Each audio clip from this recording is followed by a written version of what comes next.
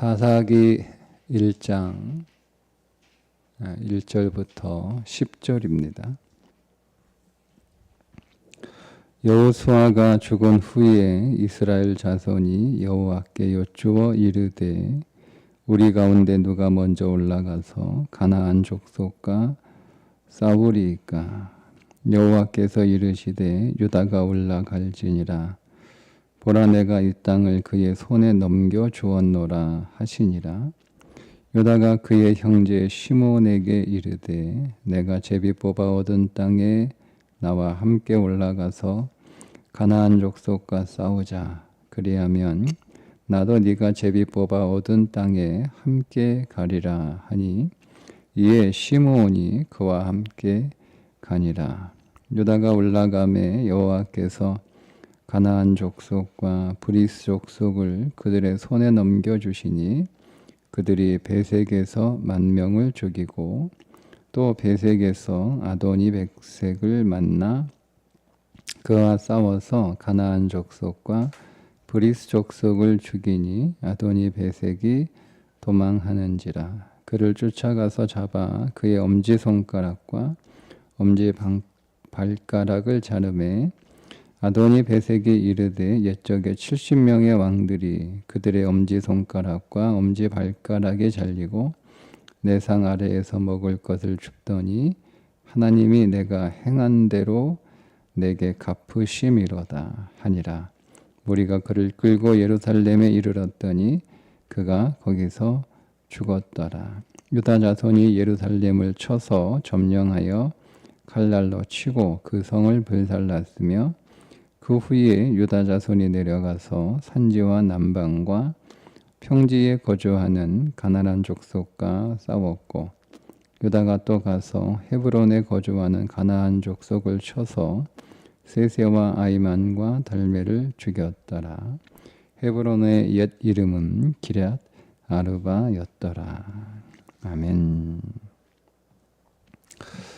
사사기는 여호수아가 죽은 뒤부터 왕정이 시작하는 기간까지 대략 350년간에 일어난 사건들을 기록하고 있는 성경입니다. 오늘 그 시작을 알리는 1장 1절은 여호수아가 죽은 후에 이스라엘 자손이 하나님께 여쭈어 이르기를 우리 가운데 누가 먼저 올라가서 가나안 족속과 싸울까 하는 기도부터 시작을 합니다.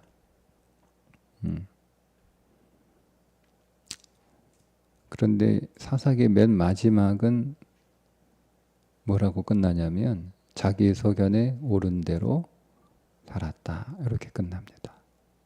네. 1장 1절은 물었어요. 마지막은 자기 소견에 옳은 대로 살았어요. 네. 그러니까 오늘 우리의 인생이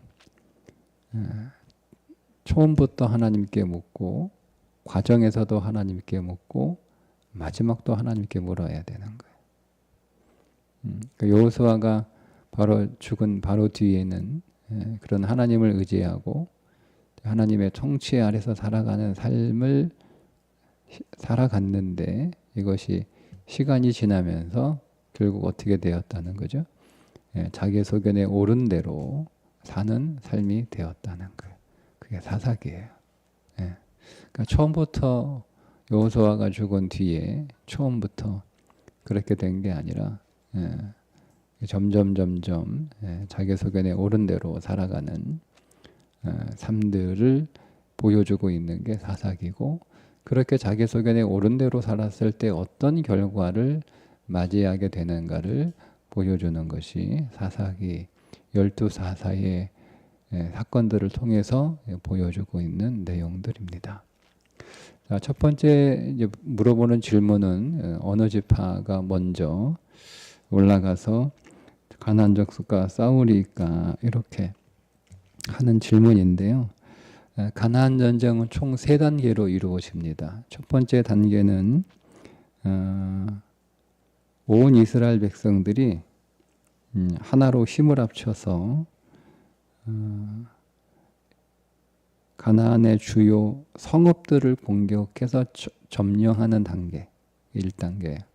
그 여리고성, 아이성 뭐 이렇게 중요한 성읍들을 점령을 해서 가나안 정복을 위한 전초 기지를 마련을 합니다.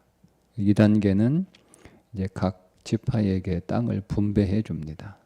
그리고 3단계가 이제 오늘 나오는 내용들인데, 이제 각 지파가 각 지파별로 각 지파에게 분배된 땅들을 점령하는 거예요.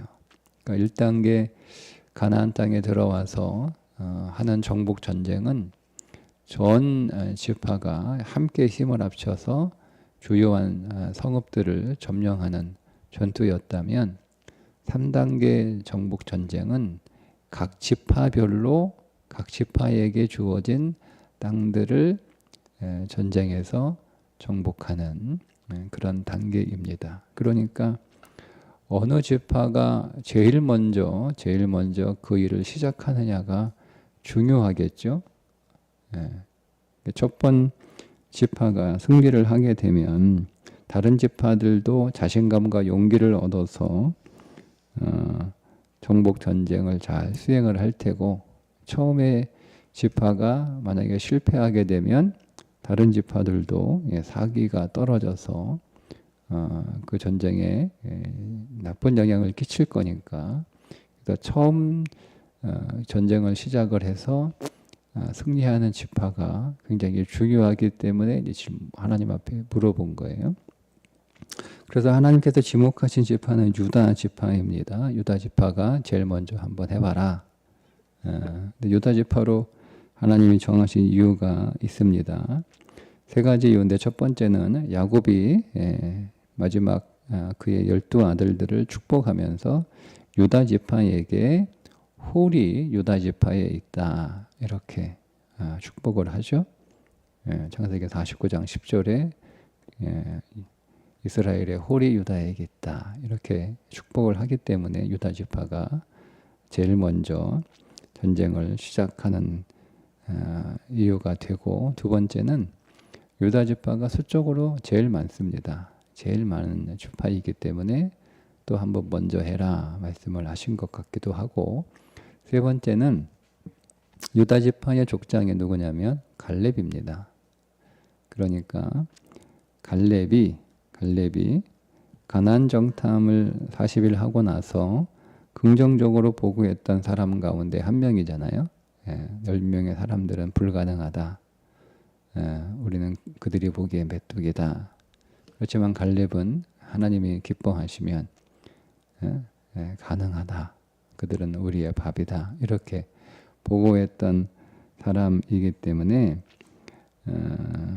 아마 유다 지파가 그래서 선택이 된 듯합니다. 자, 그런데 오늘 유다 지파를 주목하시면서 하나님이 이렇게 말씀을 하셨어요. 내가 이 땅을 그의 손에 넘겨 주었노라. 그러니까 내가 이미 너한테 줬으니까 너는 그냥 가서 차지하면 돼, 이런 의미잖아요.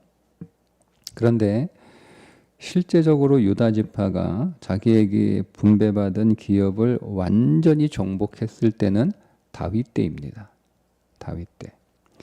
가나안 전체의 이 모든 땅들도 각 지파에게 하나님이 다 분배해서 주셨는데, 가나안 땅 전체도 완전히 이스라엘의 손에 넘어왔을 때는 왕정시대입니다.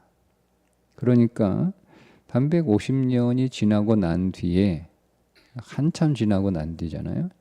왕정이 시작됐으니까 거의 400년 가까이 된 후에, 400년이 지나고 난 후에 이미 주신 그 땅을 그제서야 그들이 차지하게 된 거잖아요. 자, 여기에 하나님이 일하시는 어떤 원리가 하나 있는데, 하나님께서 이미 이스라엘 백성들에게 가나안을 그들의 손 안에 주셨지만, 그것을 차지하는 것은 이스라엘 백성들의 믿음과 순종입니다. 그러니까 그 믿음과 순종이 없으면 하나님이 이미 주신 그 땅도 다 받을 수 없는 거예요. 그러니까 하나님이 뭐 이렇게 설명을 할 수가 있는데 뭐 정확한 표현은 아닌데 그냥 우리가 이해를 돕기 위해서 이렇게 설명을 드릴 수 있을 것 같아요. 하나님이 우리에게 무엇을 주실 때 완성품을 주시는 게 아니에요. 미완을 주시는 거예요. 예, 그리고 우리들에게 믿음과 순종을 통해서 그것을 완성해 나가라 이렇게 말씀을 하시는 거예요. 그거를 우리가 구원이라고 하는 개념에서 설명을 하면 성경에서 나오는 이미와 아직이라고 하는 개념입니다. 예, 그러니까 하나님이 오늘 우리에게 다 주셨어요. 하나님이 약속하셨으니까 다 주신 거잖아요. 그죠? 네, 그것을 우리가 성취하기 위해서는 우리에게 믿음에서 나오는 순종이 따라야 되는 거예요. 그래야 그것이 내 것이 되는 거예요. 주셨는데 우리가 그것을 믿음과 순종으로 취하지 않으면 내 것이 될 수 없다. 하나님이 일하시는 하나의 원리가 오늘 이 2절에 나와 있습니다. 자, 이것을 3절에서 어떻게 표현하냐면 갈렙이 그러니까 유다 지파가 이렇게 표현을 합니다. 아마 갈렙이 얘기를 했겠죠. 자, 유다가 그의 형제 시몬에게 이르되 내가 제비 뽑아 얻은 땅에 나와 함께 올라가서 가나안 족속과 싸우자. 그리하면 나도 네가 제비 뽑아 얻은 땅에 함께 가리라 하니 이에 시몬이 그와 함께 가니라. 자, 유다 지파가 시몬 지파에게 하나 제안을 합니다. 함께 올라가서 가나안 족속과 싸우자. 근데 이 가나안 족속과 싸우자 이렇게 싸우자로 번역을 했는데 이거를 원래 글자 그대로 다시 번역하면 우리와 함께 올라가서 가나안 족속을 먹어버리자 이런 뜻입니다. 그러니까 이 싸우자라고 하는 단어가 먹다, 식사하다라는 뜻이에요.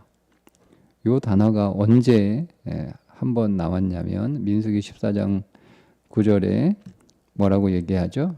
갈렙이 그들은 우리의 밥이다 할 때 나왔던 단어입니다. 그러니까 지금 갈렙에게 있어서 가나안 종복은 어떤 거였냐면 하나님이 다 차려놓은 밥상에 숟가락 하나 얹어 놓는 거라고 생각을 한 거예요. 네, 그래서 하나님이 다 차려놓으셨으니까 이제 우리는 숟가락 들고 먹으면 된다, 떠먹으면 된다. 그러니까 우리가 같이 가서 함께 먹자 이렇게 제안을 한 거죠. 그러니까 이게 가나안 종복을 이해하는 갈렙의 시선이었어요. 그러니까 정확하게 이해를 한 거예요.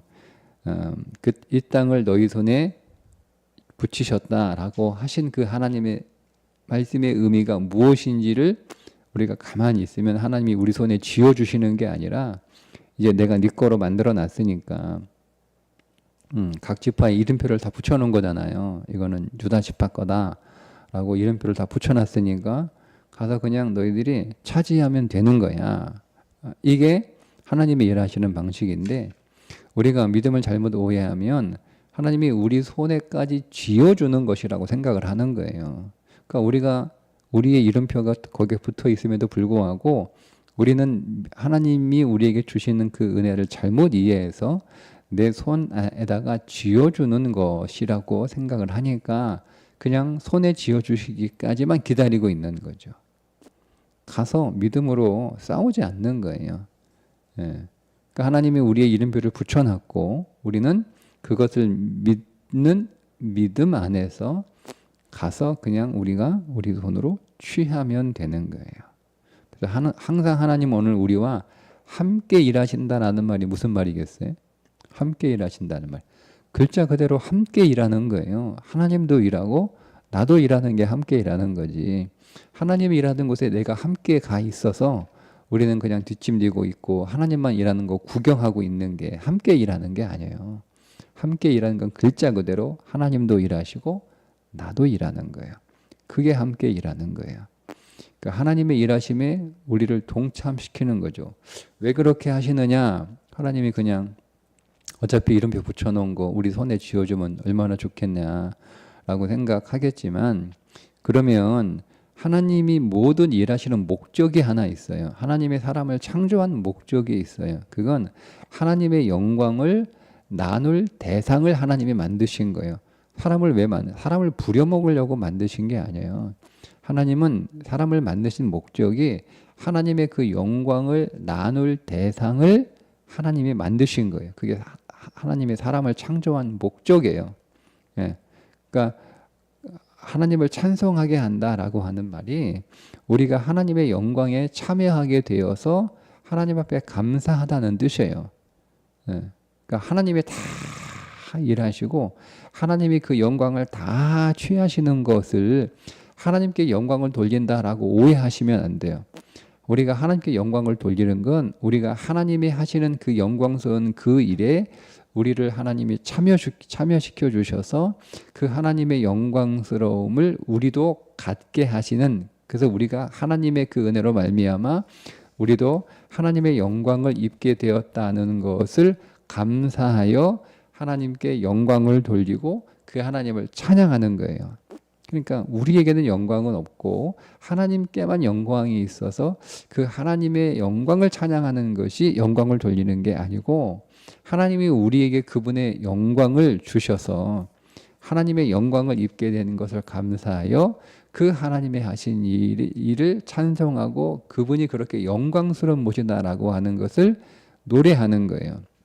그러니까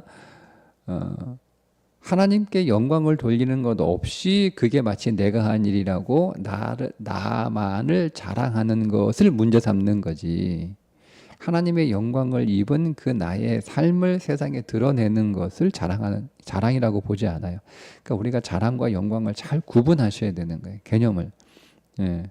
예. 그러니까 우리가 하나님이 뭐 일하기 싫어져서 뭐 그렇게 우리 손에 안 지어주시는 것이 아니라 우리가 하나님의 영광에 우리를 참여하시기 위하여 우리를 만드셨고 우리도 하나님의 영광을 누리게 하시려고 하시기 때문에, 그때 하나님이 그걸 우리가 스스로 하라고 그러면 우리가 못하니까 하나님이 다 이루어 놓고 이름표 붙여 놓고 우리는 가서 차지하게만 하시는 거예요. 그래서 언뜻 보기에는 내가 한 것처럼 이렇게 보이는데 사실은 하나님이 다 하신 거잖아요. 그러니까 사람들은 내가 한 것처럼 보여서 나를 향해서 칭찬하는데 우리는 그걸 알잖아요. 아니, 이게 내가 한 게 아니고 하나님이 하신 거야. 하나님이 다 이름표 붙여놓고 그냥 우리가 가서 그냥 차지하라고 하신 거야. 이렇게 하나님께 영광을 돌림으로 인하여 우리에게 있는 그 영광이 나의 영광이 아니라 하나님의 영광이라는 것을 보여주는 거예요. 예. 근데 우리가 이거를 잘못 이해하면 두 가지 방식이죠. 하나는 하나님이 내 손에 쥐어주기까지 기다리고 있는 방식, 그걸 믿음이라고 하는데 사실 그건 믿음은 아닌 거예요. 그러니까 믿음을 잘못 이해한 거죠. 믿음이 무엇인지. 두 번째는 내가 한 줄 알고 나의 영광으로 취하는 거예요. 그러니까 내게 있는 영광은 하나님의 영광이라고 얘기해야 되는데 내게 있는 영광이 내가 이룬 영광이라고 생각하는 이 두 가지 방식 중에 하나를 살아가는 것이 믿음 없음입니다. 믿음이라고 하는 것은 하나님의 이름표 붙여놓은 거 가서 내가 취하는 것이고, 그 취함으로 인하여 얻어지는 그 영광은 내가 이룬 영광이 아니라 하나님이 내게 주신 영광이라는 것. 예, 그것이 우리의 믿음의 전체적인 모습이라는 것을 이제 2절과 3절이 두 절을 통해서 우리들에게 설명해 주고 있다, 이렇게 보시면 됩니다. 자, 이제 유다가 올라가서 분배받은 땅을 이제 차지하게 되는데, 오늘 내용에는 그 가운데 베색에서 10,000명을 죽이고, 5절에 보면 베색에서 아도니 베색을 만나 그와 싸워 가나안 족속과 브리스 족속을 죽였다는 내용이 나옵니다. 아도니 베색은 아도니가 주라는 뜻이잖아요. 주, 통치자, 지도자라는 뜻이니까 아도니 베색은 베색을 통치하고 있는 사람을 가리키는 거겠죠. 자, 그럼 이 아도니 베색을 통치하는 군주를 가르치는데 그 아도니 베색의 통치자를 처치하려고 간 거예요. 예, 근데 이게 도망을 갑니다. 6절에 보면 도망가죠. 아도니 베색이 도망가니까 그를 쫓아가서 잡아 그의 엄지손가락과 엄지발가락을 잘랐습니다. 그러니까 7절에 아도니 베색이 이렇게 자기의 지난 날들을 고백을 하는데 내가 이쪽에 70명의 왕들이 그들의 엄지발가락과 엄지손가락과 엄지발가락이 잘리고 내 상 아래에서 먹을 것을 줍더니 보세요. 하나님이 내가 행한 대로 내게 갚으심이로다. 가나안 정복은 두 가지 의미가 있는 거예요. 첫 번째는 하나님이 이스라엘 백성들에게 주신 땅을 차지하는 정복의 의미가 있고 이스라엘 백성들에게 있어서의 의미이고 가나안 족속들에게서 의미는 뭐냐면 하나님의 심판이에요. 네. 그러니까 우리는 잘못 이해하면 왜 멀쩡히 있는 땅, 잘 살고 있는 땅 사람들 쫓아내가지고 가나안 땅 주인들을 몰아내고 이스라엘 백성들이 도둑들이냐 강도들이냐 뭐 이렇게 여러분 이해할 수 있는데요. 오늘 이 7절에 있는 말씀을 보면 가나안에 살고 있는 사람들의 입장에서 보면 그들의 과거의 죄악들을 심판하시는 거예요. 그러면 여러분 이 말은 어떤 의미를 갖고 있냐면 그 땅에 이스라엘 백성들이 들어가 차지하고 살고 있을 때 범죄하면 그들도 심판을 받는다는 거예요. 그 심판을 받죠? 심판을 받잖아요. 그죠? 왕정 500년 잘못 살아서 심판을 받아 그 땅에서 쫓겨나잖아요. 바벨론 포로 70년 살아가잖아요. 네. 그러니까 하나님이 오늘 우리에게 주신 그 땅은 하나님의 말씀에 순종하는 삶을 살아가야 그 땅에서 살 수 있는 거예요. 하나님이 주셨어도. 그래서 하나님께서 이스라엘 백성들과 그 레위기에 보면 언약을 체결하시잖아요. 언약을 체결하시면서 그 언약대로 살지 않으면 첫 번째는 자연재해를 통해서 심판하시고 두 번째는 전쟁을 통해서 심판하시고 안 되면 세 번째는 쫓아낸다고 하시잖아요. 그대로 이루어지는 게 남유다의 멸망이에요. 포로로 끌려가잖아요. 그러니까 1단계 경고하시는 거예요. 자연재해를 통해서. 그 2단계 각종 전쟁을 통해서 그게 4.4 시대잖아요. 계속 당하잖아요. 계속 회개하고 하나님의 도를 찾아주면 제대로 살아야 되는데 또 범죄하니까 또 와서 빼앗기고 또 와서 빼앗기고 또 와서 빼앗기고 그죠? 그러면 이제 정신 차려야 되는데 계속 왕정시대에 계속 더 범죄하니까 하나님의 3단계 약속을 시행하시는 거예요. 쫓아내겠다고 했으니까 너희들 쫓겨난다. 이렇게. 그러니까 오늘 우리에게 주어진 그 믿음의 땅에서 우리가 어떤 믿음의 삶을 살아야 되는지 하나님이 오늘 우리에게 다 주신 것들이에요. 하나님이 우리에게 주신 것들. 그 주신 것들은 우리가 믿음으로 소유한 것들이고 순종으로 소유한 것들일 뿐만 아니라 순종으로 유지하는 거예요. 그 영적인 원리를 사사기에서 계속 보여주고 있습니다. 그러니까 사사기를 이야기로만 보시면 안 되고 그 안에 담겨있는 영적인 원리가 무엇인지를 발견해야 되고 우리가 얼마나 연약하고 어리석은 자인지도 거기서 발견해야 되는 거예요. 왜냐하면 똑같은 일이 계속 반복되잖아요.